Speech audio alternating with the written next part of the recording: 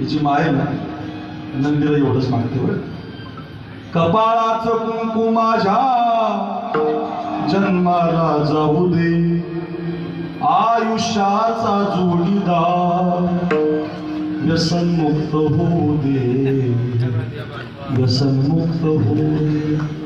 आयुष्याचा जोडीदार व्यसनमुक्त होऊ दे, आयुष्याचा जोडीदार.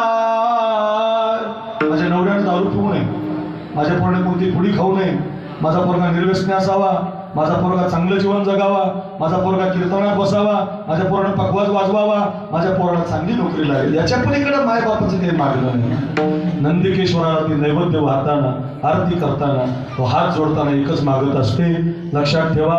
एवढ्या गोड माझ्या माता इथं बसल्या, तो इतकं प्रेम कर्तव्य केलं पाहिजे देव. तुम्ही भाव असला मग देव तुमच्या घरी येतो महाराज.